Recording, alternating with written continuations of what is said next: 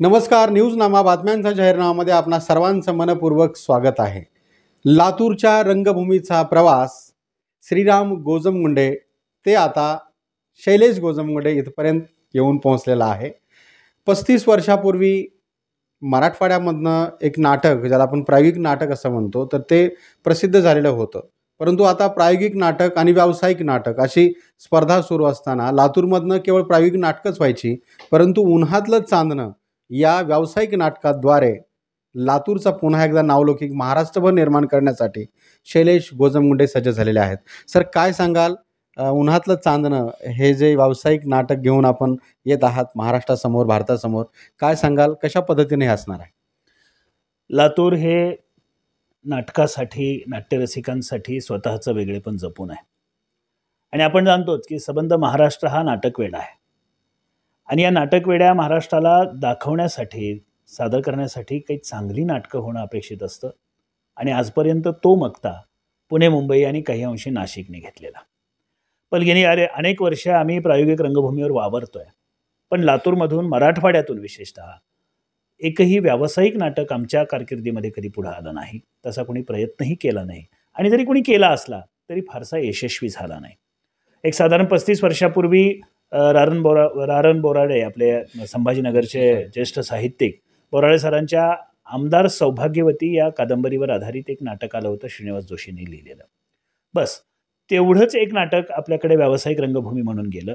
आणि दुसरं म्हणजे आपलं वराडकार लक्ष्मणराव देशपांडेंचं वराड निघालं लंडनला हे नाटक एकपात्री म्हणून व्यावसायिकला चाललं. याच्या व्यतिरिक्त, या दोन अपवादाव्यतिरिक्त कुठलंही नाटक व्यावसायिक रंगभूमीवर आलं नाही. आणि गेली अनेक वर्ष आम्ही हा प्रयत्न करत होतो. ती गोष्ट जुळून येत नव्हती. पण आत्ता या मागच्या काळामध्ये आम्ही जेव्हा एकत्रित बसलो, लायन्स क्लबनी मला एक आग्रह केला होता. आमचे मित्र अनिल पुरी आणि भारती सर या दोघांनी मला आग्रह केला की आपण आमच्यासाठी एक नाटक करा. एरवी तुम्ही जाणता बाकीच्या व्यस्ततेमुळं नाटक थोडंसं मागे राहिलं होतं माझ्याकडनं. पण त्या दोन्ही मित्रांच्या आग्रहामुळे ते नाटक आम्ही उभं केलं. आणि त्याचा प्रयोग त्यांनी आयोजित केला. लातूरकर तिथं उपस्थित होते आणि भरभरून प्रतिसाद दिला. आणि ह्या व्यावसायिक नाटकाची नांदी खऱ्या अर्थाने तिथून सुरू झाली.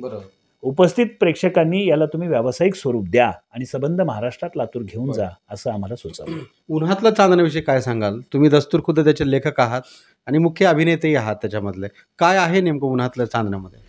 उन्हातलं चांदणं हे एक कौटुंबिक नाटक आहे. नवरा बायकोची गोष्ट आहे, जी हसत खेळत सुरू होते आणि हलके फुलके विनोद करत करत ती कधी गंभीर होऊन जाते हे प्रेक्षकांनाही कळत नाही. एकमेकांच्या आयुष्यामध्ये नवरा बायको म्हणून वावरताना आपण एकमेकांना समजून घेतलं पाहिजे. आणि जर ते समजून नाही घेतलं तर संसाराची विल्हेवाट लागू शकते. ती कशी होऊ शकते या संदर्भातलं अगदी बारकाव्यांसह हे नाटक आहे. या नाटकामध्ये ज्यांनी शुभ्राचा रोल केलेला आहे अशा स्वप्नजय जाधवही आपल्यासोबत आहेत. काय आहे नेमकं तुमचा रोल आणि काय सांगाल तुम्ही लातूरकरांना? तसं खरं म्हणजे माझा रोल आहे ताराचा.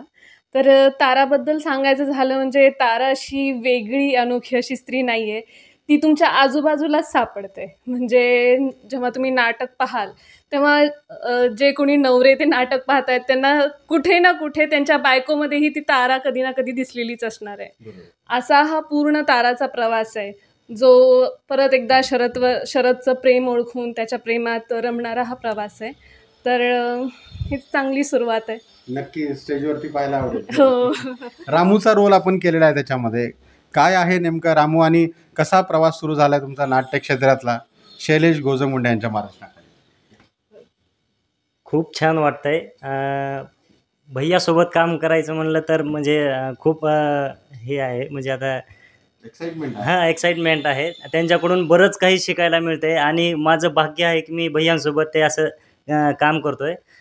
माझ्या रोलबद्दल सांगायचं म्हणलं तर नाटकाला एक खेळवतं ठेवण्याचं कॅरेक्टर आहे. म्हणजे थोडं कॉमिक आहे आणि त्यातला नौकराचा रोल आहे थोडा अर्थात. आणि तो स्टेजवरच पाहावा लागेल. बरं, किती भैयाचे म्हणजे प्रयोग होणार आहेत आणि तुमची स्पर्धा ही आता पुणे मुंबईतल्या कसलेल्या ॲक्टरसोबत आहात? तुम्ही कसलेलेच आहात, आम्ही पाहतो लहानपणापासून अगदी. पण किती प्रयोग होणार आहेत, त्याची सुरुवात कुठून होणार आहे, काय सांगाल? बघा, लवकरच आपण फेब्रुवारीमध्ये लातूरचा प्रयोग करतोय, शुभारंभाचा प्रयोग करतोय. आणि त्याच्यानंतर आपण पहिले 5 प्रयोगाचं आम्ही नियोजन केलं आहे, ज्यामध्ये एक पुण्यातला असेल, एक मुंबई असेल, एक छत्रपती संभाजीनगर आणि एक नाशिक. म्हणजे महाराष्ट्रातल्या प्रमुख रिजनमध्ये हे पहिले 4 आणि लातूरचा 1 असे 5 पहिल्या प्रयोगाचा आम्ही टप्पा ठरवलेला आहे. आणि त्यानंतर इतर प्रयोगाचं नियोजन करूया. कसं आहे की व्यावसायिक नाटकासाठीची लागणारी जी यंत्रणा आणि व्यवस्था आहे, ह्या सगळ्या व्यवस्था ह्या पुण्या मुंबईमध्ये स्थित आहेत. परंतु लातूरमधून हे करायचं तर हे खऱ्या अर्थाने इस्माईलजी शिवधनुष्य आहे. तशी रिस्कही आहे. आणि या सगळ्यामध्ये माझ्यासोबत अगदी खंबीरपणे उभा आहे माझे मित्र, या नाटकाचे निर्माते राजन आयाची. यांनी मला पूर्ण त्याच्यामध्ये मदत करतायत. आम्ही दोघं मिळून हे सगळं करतोय.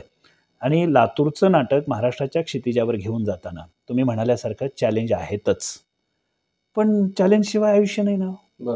चॅलेंज स्वीकारायचं, स्वीकारल्यावरच हार जीत ठरत असते. आणि पराभवाचं गणितच नाही आहे. कलावंत आहोत, लोकांसमोर सादर व्हायची इच्छा असते, संधी मिळवायची, ती संधी घ्यायची, लोकांसमोर स्वतःला ठेवायचं. लोक ठरवतील आपल्याला कुठंपर्यंत घेऊन जायचं आहे ते. निश्चितच यासाठी शुभेच्छा आहेत आमच्या तुम्हाला. म्हणजे अगदी काही वर्षापूर्वी जेव्हा आपण पाहतो की श्रीराम गोजमगुंडे यांनी आपल्या चित्रपटसृष्टीच्या द्वारे लातूरचा नावलौकिक वाढवलेला होता, आता प्रायोगिक आणि एकूणच व्यावसायिक नाटकाच्या द्वारे शैलेश गोजमगुंडे हे आपल्या लातूरचा ठसा उमटल्याशिवाय राहणार नाहीत, यात एचकिंचीची शंका नाही आहे. कॅमेरा पर्सन संतोष मानेसह इस्माईल शेख, न्यूज नामा, लातूर.